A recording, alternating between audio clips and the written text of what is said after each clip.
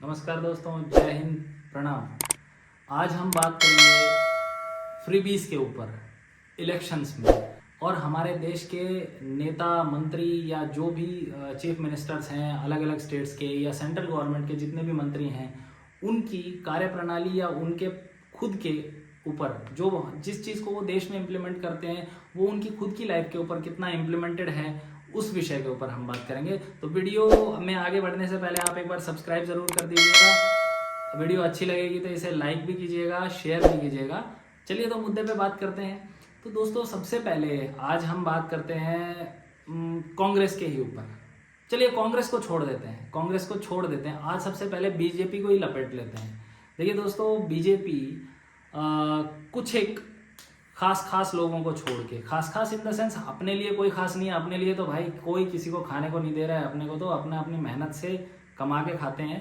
परंतु मेरा आपको बताने का मतलब है, जैसे कि जो संघ से जुड़े हुए रहे, जिनकी संघ की कार्य की पृष्ठभूमि रही है, उन लोगों को अगर हम लेके चलें तो जिनमें नरेंद्र मोदी हो गए या और कुछ एक दो खास हो गए, जो इस तरह के लोग रहे हैं, यानी कि जिनके आगे पीछे कोई नहीं है। अगर परिवार भी रहा है तो उन्हें किसी से कोई लेना देना नहीं रहा, अपने कर्म के ऊपर, कर्मठता के ऊपर वो आज जहाँ पे भी हैं, जैसे आदित्य योगीनाथ है। परंतु और बहुत से ऐसे हैं जो कि राजनीतिक पृष्ठभूमि जिनकी पुरानी भी है और पूंजीपति भी हैं, जैसे नितिन गडकरी हुए। शुगर मिल्स जो हैं इनकी बहुत सारी, देश की कहा जाता है कि देश के अंदर दो ही लोगों की चीनी खपती है अपने देश में, जो खपत है या तो शरद पवार की या फिर इसकी अपने नितिन गडकरी की।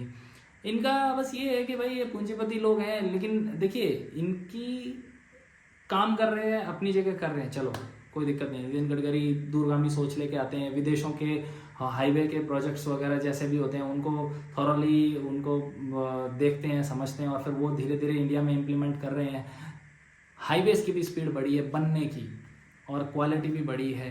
हमारे देश के अंदर आज अच्छे क्वालिटी के एक्सप्रेसवेज हैं और अभी बहुत सारे कंप्लीट होने बाकी हैं। प्रोजेक्ट्स चल रहे हैं, नो इश्यूज़। परंतु क्या है ना कि ये लोग अपने बच्चों को, जैसे जो देश के अंदर शिक्षा नीति ला रखी है या जो कुछ भी है, बीजेपी एक अपना प्रोपेगेंडा लेके चल रही है सरकार चलाने का, इनके बच्चे कहाँ पढ़ रहे हैं, इनके बच्चे क्या कर रहे हैं? ठीक है भाई, ये तो सत्ता में है, सत्ता में काबिज हैं, इनके बच्चे लोग कर क्या रहे हैं, कहाँ पे हैं? क्या ये अपने बच्चों के लिए राजनीतिक पृष्ठभूमि तैयार कर रहे हैं? अब इलेक्शन आने वाले हैं तो कल को भविष्य में ये बूढ़े हो जाएंगे तो इनकी जगह इनके बच्चे आके सेट बैठेंगे कि नहीं? आपके एमपी के जो शिवराज सिंह चौहान जी हैं, उनके बच्चे विदेशों में पढ़ रहे हैं। मेरे एक व्यूवर का पीछे सवाल था कि सर ये ऐसे, ठीक है कांग्रेस भाजपा का तो ठीक है, लेकिन कोई नेता मंत्री अपने बच्चों को बाहर पढ़ा रहा है, उनके विषय में कभी कुछ सोचा है आपने, कभी देखा है? फ्रीबीज वगैरह तक तो ठीक है, फ्रीबीज वो भी दे रहे हैं, कोई लाडली योजना दे रहा है, कोई कुछ दे रहा है, कोई कुछ दे रहा है। राजस्थान के अंदर मुख्यमंत्री अशोक गहलोत जी ने इतने सारे डिस्ट्रिक्ट बना दिए सरकारी जेब से। सरकार की उस पर जेब पे फर्क पड़ेगा, खैर उसका ठीक है, लेकिन इतना फंड्स जनरेट कहाँ से करेंगे? वेलफेयर स्कीम्स जो हैं, चलो आप लगाते हो, अच्छी बात है, समाज में कल्याण चलना चाहिए। फ्री के आप मोबाइल बांट रहे हो, 5-5 हज़ार रुपये वाले 120 करोड़ फ़ोन बांट रहे हो, 120 करोड़ नहीं यार, 1 करोड़ 20 लाख फ़ोन, ठीक है, तो मोटा मोटी वो 60 अरब रुपए के आप वेलफेयर स्कीम्स का क्या करोगे? इतने पैसों को आप या तो किसी दूसरे तरीके से उन्हें दीजिए। आप उन्हें मोबाइल दे रहे हो, उन्हें आप कितना ही कर लीजिए, वोटर बहुत समझदार है, वोट तो देगा अपने ही हिसाब से, लेकिन इससे आपको कोई वोट मिल जाए इसकी कोई गारंटी नहीं है। सबको मालूम है जाति सरकार जाता दिया जो होता है ना, वो फड़फड़ाता है, लॉ ऐसे ही फड़फड़ाती है उनकी। अभी आप देखिएगा आपके यहाँ पे केजरीवाल है, जो केजरीवाल तो भाई बिजली ले लो, पानी ले लो, ऐसे ले लो, वैसे ले लो। अरे भाई तू कितना घाटे में डाल के छोड़ेगा सब कुछ? को पंजाब को गर्त में लेके चला गया, खालिस्तानी फंडिंग से इसने वहाँ पे कैंपेनिंग करी है, जीत गया, पंजाब के हालात खराब हो गए। उड़ता पंजाब था, अब तो वो टिक ही नहीं रहा किसी तरह से धरती पे। अब तो उसको मतलब जैसे उसने वो कहते हैं ना रेड बुल ही गटक लिया वो पंजाब में, अब तो उड़ ही रहा है और भी ज़्यादा। इनके भाई बहुत ही दूसरे, अब खालिस्तानी मूवमेंट्स जो हैं सड़कों पे सीधी वो नारेबाजी चलने लग गई।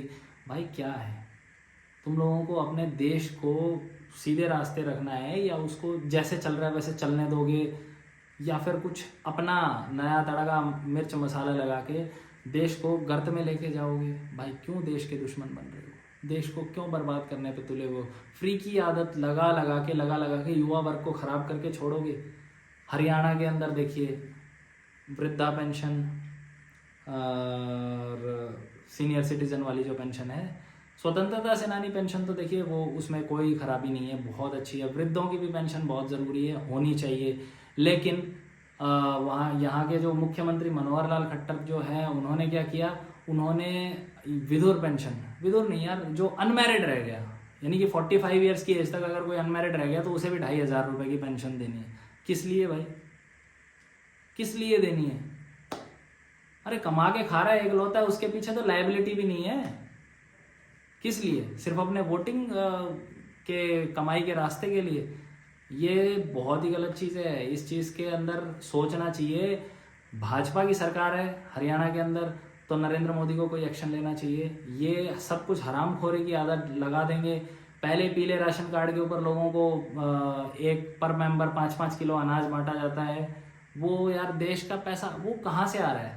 टैक्स पेयर्स की जेब से आ रहा है। टैक्स पेयर्स को खा रहे हैं, ये काट रहे हैं, खसोट रहे हैं, लूट रहे हैं। ये बहुत ही गलत चीज़ है। नरेंद्र मोदी, आपको यदि सोचना है तो दिमाग से सोचिए ये चीज़ कि जो वेलफेयर स्कीम्स किसी भी तरह से कामयाब ही नहीं है, मतलब सोचने जो हो ही नहीं सकती, उनको आप ज़बरदस्ती धरातल पे लेके आ रहे हो।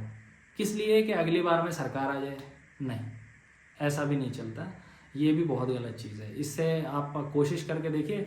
ठीक है, चुनावी घोषणा पत्र अलग चीज़ हो जाती हैं और स्कीम्स जो हैं लेके आनी।